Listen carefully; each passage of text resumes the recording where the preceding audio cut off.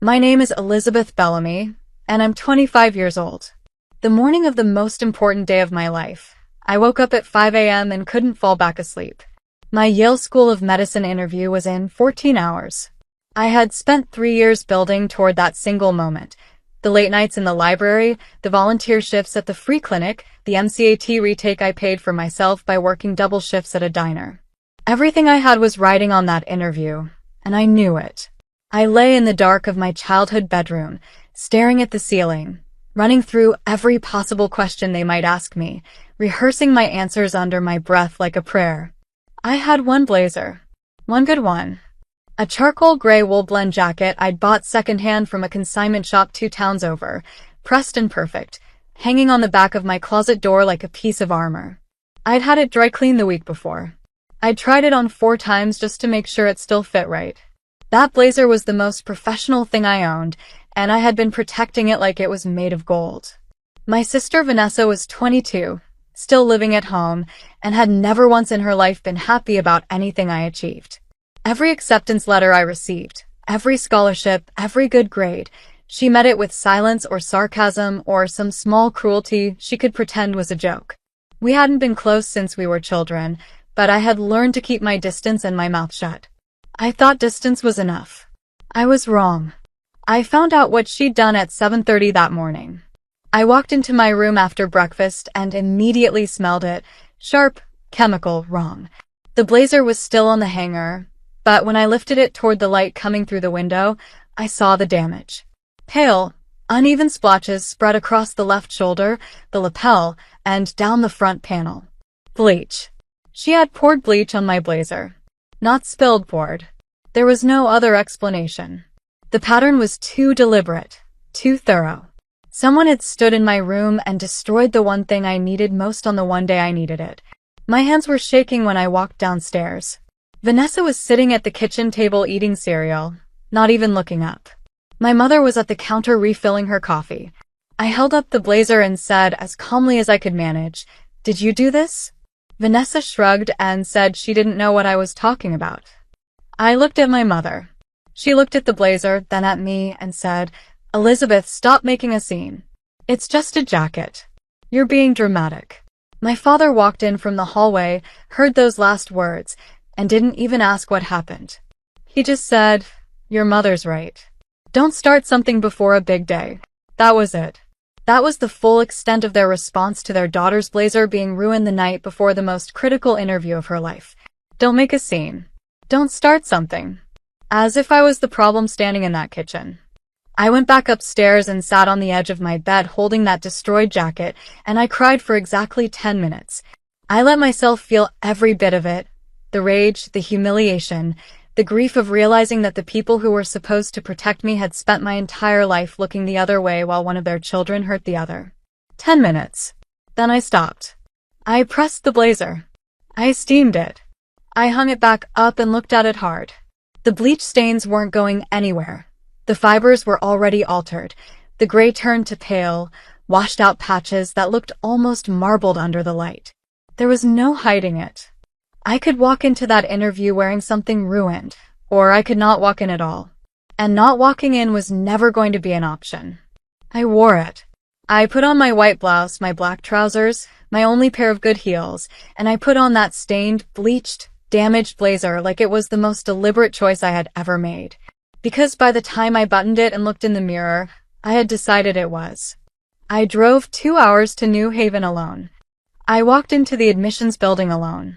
I sat in the waiting area with 7 other applicants, all of them in clean pressed suits and expensive blazers, and I sat straight and still and did not apologize for what I was wearing with my eyes or my posture or my expression. When they called my name and I walked into the interview room, the dean of admissions looked up from my file. His eyes moved to my blazer. He looked at it for just a moment, then down at my last name on the folder in front of him. And his expression changed. The dean's name was Dr. Harold Whitfield, and he had been running admissions at Yale School of Medicine for 19 years. I knew that because I had researched every person who might be sitting across from me in that room. I believed in preparation. I believed in knowing your audience. What I had not prepared for was the way he set my folder down slowly, leaned back in his chair, and said those 3 words like he was confirming something he had already suspected. "Wait, you're her." I didn't flinch. I held his gaze and said, "That depends on who you're looking for, sir." He smiled, not the polite professional smile interviewers use to put candidates at ease, but a real one, the kind that reaches the eyes. He turned my folder around and slid it across the table toward me, pointing to my name. Then he pulled out a second document from a manila envelope beside his desk and placed it next to my application. It was a letter of recognition from the American Medical Student Research Foundation. My research paper on healthcare access disparities in rural communities had won their National Undergraduate Award 8 months earlier. I had submitted it under my full name, Elizabeth Renee Bellamy. He had remembered the name. Dr. Whitfield had been on the foundation's selection committee that year.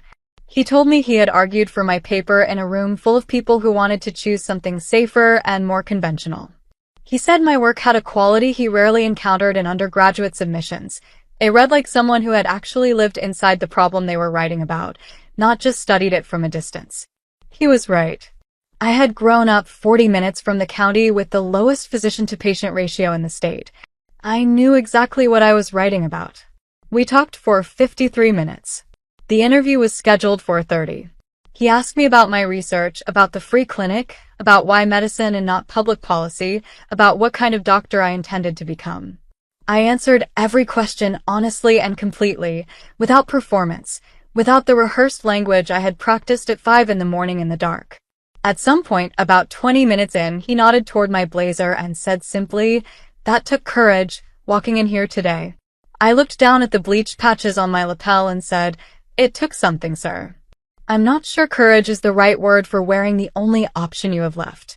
He wrote something down on his notepad. I didn't ask what it was. When I left that building and walked back to my car, I sat in the driver's seat for a long time without starting the engine. My hands weren't shaking anymore. Something had shifted during those 53 minutes, something I hadn't expected. I had walked in carrying humiliation, and I had walked out carrying something else entirely. Not triumph, not yet. Just steadiness. The quiet kind that comes from realizing that what someone did to break you ended up being the exact thing that made you visible. 6 weeks later, I received my acceptance letter from Yale School of Medicine. Full merit scholarship. I was one of 93 students selected from over 4,000 applicants. I read the letter 3 times standing at my mailbox in the cold, and then I went inside and sat at the kitchen table and waited. My mother came downstairs first. I slid the letter across the table without saying anything. She read it, and her face did something complicated, something between pride and the particular shame of a person who knows they don't deserve to feel it. She said, "Elizabeth, I always knew you'd," and I said, "Please don't." Not unkindly, just clearly. She stopped. My father read it next. He shook my hand. That was the most he had ever known how to give, and I accepted it for what it was and nothing more. Vanessa never said a word about the blazer.